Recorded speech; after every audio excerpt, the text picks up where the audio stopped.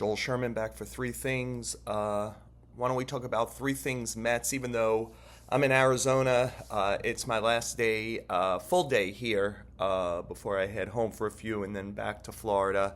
Why don't I start with number one because I wrote about this the other day and it's been in the news a little bit, is a Freddy Peralta extension or no extension.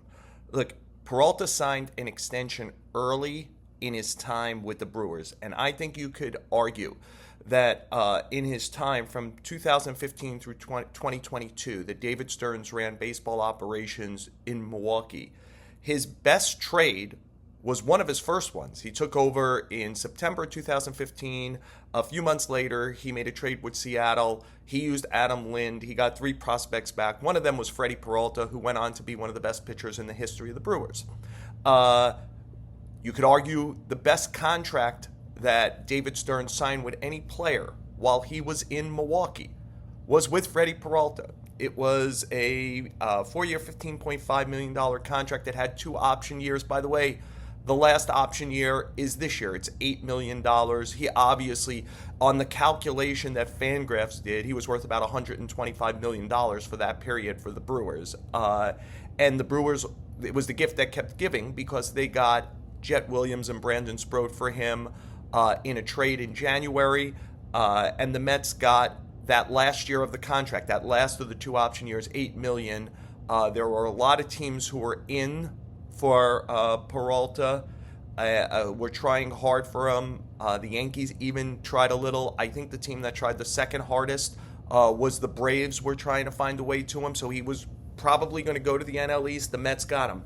We're going to see, does history repeat? Does this turn out to be one of the finest trades that David Stearns makes with the Mets? And we're going to find out, does he get an extension and how good the extension is? I think when the trade was made, it felt like a foregone conclusion that going into his walk year, a team that lavishes money the way the Steve Cohen Mets do would find a way to a extension with Peralta. I am less sure about that today. I do not believe there have been real serious talks yet. I think that there is a real gulf between the two sides. And if I was trying to figure out the gulf, I would essentially call it the Ranger Suarez to Dylan Cease gulf. It's hard for a team to pretend a player is a free agent who isn't. You usually should get some kind of discount, right? Instead of having to make 20, 25, 30 starts this year, if the Mets were able to come to an agreement with Peralta, they'd be taking away that risk before he went out in the open market. On the other hand, by going early, Peralta could say, treat me like a free agent right now because I'm allowing you, when you have exclusivity, to do something. Why don't we just generally pretend that he'd have to be paid somewhat like a free agent? Ranger Suarez and Dylan Cease both got their free agent contract after their age 29 season going into 30. That's exactly where Peralta is. You can make a case, you can go to a place like Baseball Reference, Fangraphs, etc., and see that there is statistical similarity someplace in the Venn diagram where you can see hints of Peralta and Suarez, and you could see hints of them in Cease, and the question would be, where on the bucket do they fall? Suarez got 5 at 130 from the Red Sox. Cease got 7 at 210 with a good deal of deferrals, over $60 million in deferrals, so the real value drops to about 180-ish for that in current day dollars.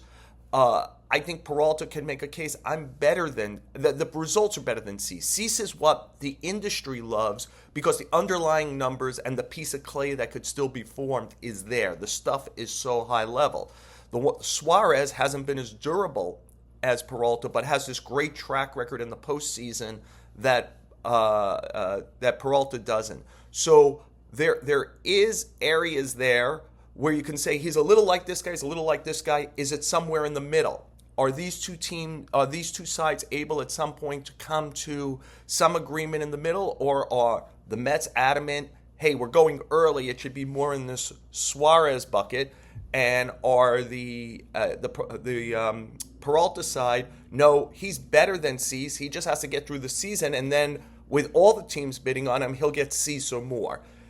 we've got about 3 weeks until opening day. We'll see if it gets done by then or shortly after. Remember, most teams may be carried over into the beginning of the season, like the Mets did with Lindor, so that the $8 million is for luxury tax this year that he's making, and then the rest of it is pushed forward for further whatever our system's going to be after a new CBA. Number two, let's talk about Nolan McLean, who seems to be trending health-wise after a affair with vertigo-like symptoms. He is expected to join Team USA in Houston for pool play. And the way it's set up, I think we were the first to have this story yesterday. I talked to Mark DeRosa, the manager of Team USA. McLean is lined up to pitch the final on March 17th in Miami. He's lined up to pitch the 10th against Italy, which would be the final of the games in pool play, and then he would pitch the final again if the U.S. gets there. There are a lot of plays from here to there. The way to think of this is there's 7 games, and Mark DeRosa couldn't put the guys in order the way he wanted to. He has to put them in order of the way their teams are dictating to him, line up for those guys to start opening day, stay on their normal pitching progression, stay in their normal pitching preparation patterns. So, for example, Logan Webb is starting game 1, and he will pitch twice in this tournament if, again, let's just assume for everything I say going forward, the Americans keep advancing. The Giants host the Yankees in the first game of the season. It's the Netflix game on March 25th. So he's starting game 1. Tarek Skubal is giving them just one start in this tournament. And the way it lines up for him to stay in time to start the Tiger opener is game 2. Paul Skeens is giving them 2 starts, but the way for him to line up and stay in the right preparation mode for the Pirates opener is game 3 of pool play. That puts McLean in game 4. It also puts him into the finals, also in part because Joe Ryan came down with a back injury. He was the other consideration, but when I talked to Mark DeRosa about this, I think McLean, with health, is going to be an ace. And I think Mark DeRosa thinks the same thing. And he also thinks that in March, if you could throw the ball 95 miles per hour plus, you have a real advantage over hitters. Look, you have it all the time, but hitters aren't fully attuned to that.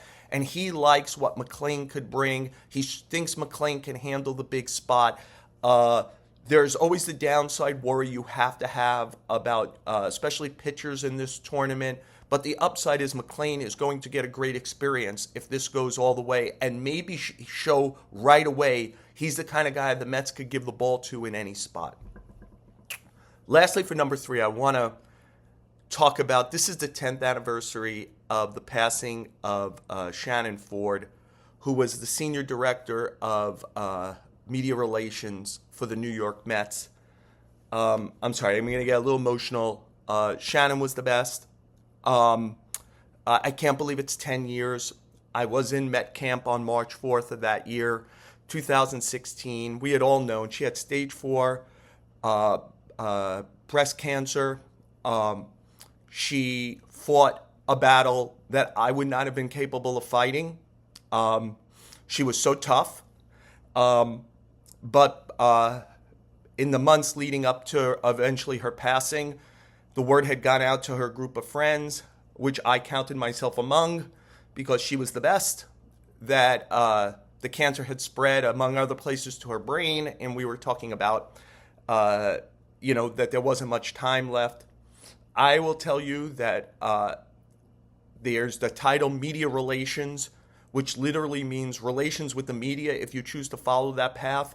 And unfortunately, a good deal of people who do those jobs today think that job is not about relations with the media. It's about protecting their relationship with players and their potential postseason bonus money. That was never the case with Shannon.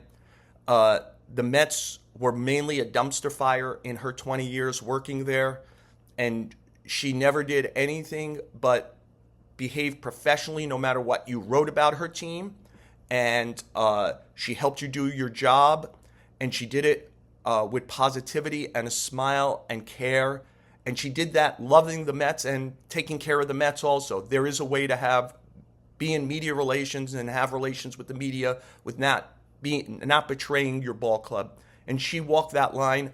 I dare say, I wrote in the column the day she passed that you'd find a unicorn before you found someone who disliked Shannon. I continue to believe that.